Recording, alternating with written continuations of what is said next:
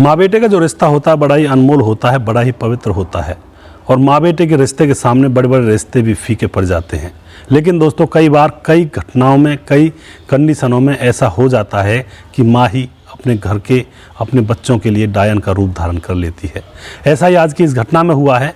एक 5 साल के बेटे ने अपनी माँ को उसके प्रेमी यानी कि पड़ोसी के साथ संबंध बनाते हुए देखा। उसके बाद उस बेटे के साथ उस माँ ने और उस प्रेमी ने जो किया वो अगर आप सुनोगे तो आपका भी कलेजा हिल जाएगा। दोस्तों इस घटना की पूरी सच्चाई जानने के लिए आप हमारे वीडियो को अंत तक जरूर देखिएगा। नमस्कार, मैं हूं सुरेश कुमार और तिरछी बात चैनल में आपका स्वागत है। दोस्तों यह घटना राजस्थान के श्री गंगानगर की है, जहां पर भावना नाम की एक लड़की रहा करती है जिसकी उम्र 26 साल है। 7 साल पहले उसकी शादी हुई थी। उसके पति का नाम होता है प्रकाश। प्रकाश की उम्र 26 साल है। और दोस्तों प्रकाश काम के सिलसिले से बाहर रहा करता है, यानी कि ड्यूटी किया करता है और ज़्यादातर बाहर रहा करता है, शाम को घर पर आया करता है। यहाँ पर भावना जो होती है वो थोड़ी सी मनचले स्वभाव की थी। शादी हो जाती है, उसको अब एक बेटा भी हो जाता है जिसकी उम्र फ़िलहाल 5 साल हो जाती है। अब दोस्तों भावना का जब पति घर पर नहीं रहा करता है तो वह अपने बेटे के साथ अकेली घर में रहा करती है। और उसका बेटा कई बार बाहर ग्राउंड में खेलता रहता है, रास्ते में खेलता रहता है बच्चों के साथ। तो अकेली वह तन्हाइयाँ भरती रहती है कमरे के अंदर पड़ी हुई। उसको लगता है कि उसकी ज़िंदगी तो अधूरी है। शादी भले ही उसकी हो गई है लेकिन उसकी ज़िंदगी अभी भी अधूरी है, क्योंकि उसका पति तो बाहर रहा करता था। अब उसको लगता है कि कोई ना कोई बॉयफ्रेंड होना चाहिए जीवन के अंदर, तभी मज़ा आएगा ज़िंदगी जीने में।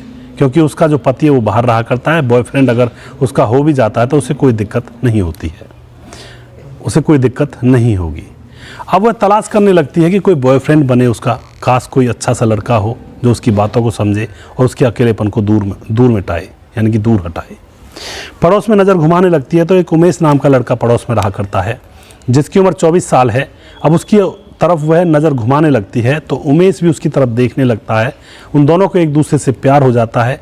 पहले तो फ़ोन पर बातचीत चलती है उनकी कुछ दिनों तक। फिर उसके बाद अब भावना कहती है कि मुझसे रहा नहीं जाता है, अब तुम मेरे घर पर आ जाया करो और मैं तुमसे प्यार करना चाहती हूँ जी भर करके। अब दोस्तों उमेश मौका देकर भावना के घर में घुस जाता है। अब उमेश भावना के घर में आने लगता है और भावना उसे देखकर बहुत खुश होती है। भावना का बेटा बाहर खेलता रहता है और उमेश को भावना अपने घर के अंदर घुसा लेती है, उसके साथ संबंध बनाया करती है। इसी तरह से मामला चल रहा होता है। पति को कुछ भी पता नहीं था, किसी अड़ोसी पड़ोसी को कुछ भी पता नहीं था, सिर्फ भावना और उमेश को पता था। वो दोनों एक दूसरे की ज़रूरतों को पूरा करने में लगे हुए थे। दोस्तों एक दिन क्या होता है, भावना अपने प्रेमी पड़ोसी उमेश के साथ संबंध बना रही होती है। तभी वहाँ पर भावना का जो बेटा होता है जो रास्ते में खेल रहा था वह एकदम से कमरे के अंदर आ जाता है। और कमरे की कुंडी अंदर से नहीं लगाई थी भावना ने। उसने सोचा था कि अभी बच्चा बाहर खेल रहा है, इतने तो काम बन जाएगा। दोस्तों बच्चा अंदर आकर अपनी मम्मी को उस पड़ोसी के साथ नंगी हालत में देख लेता है और एकदम से वह बाहर निकल जाता है। यानी कि उसको कुछ समझ में नहीं आता है कि आखिर हो क्या रहा है।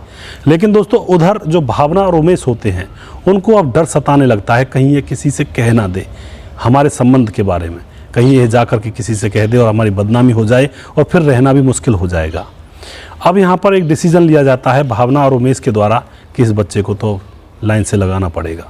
दोस्तों एक माँ का दिल जो अपने बच्चे को मारने की प्लानिंग कर रही होती है, कैसा होगा उस माँ का दिल जो अपने छोटे से 5 साल के बच्चे को सिर्फ इसलिए मार रही है कि वह बाहर जाकर उनके गंदे कृत्यों के बारे में किसी से कह ना दे।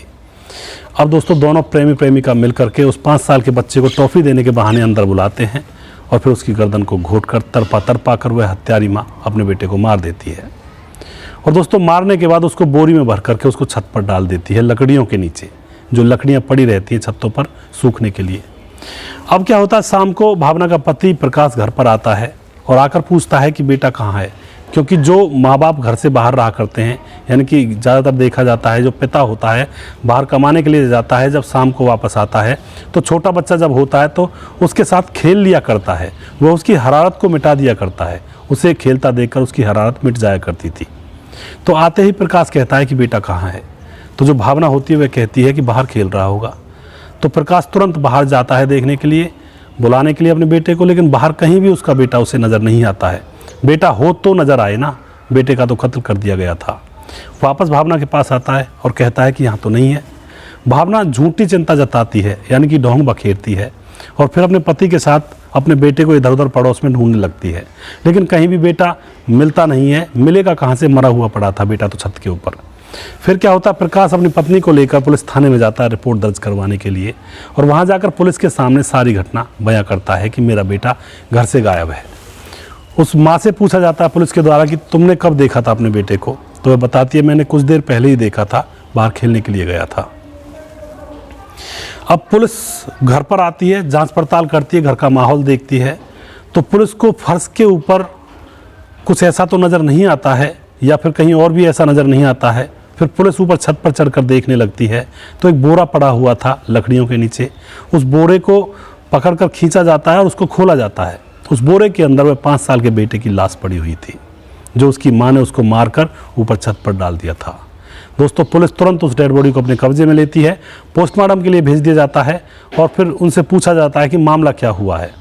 उन दोनों पति पत्नी को उठा लिया जाता है, तो पति बताता है मैं तो साहब शाम को घर आता हूँ, मेरी तो आप हाजिरी देख सकते हो, जहाँ कंपनी में मैं काम करता हूँ, घर पर मेरी पत्नी ही रहा करती है।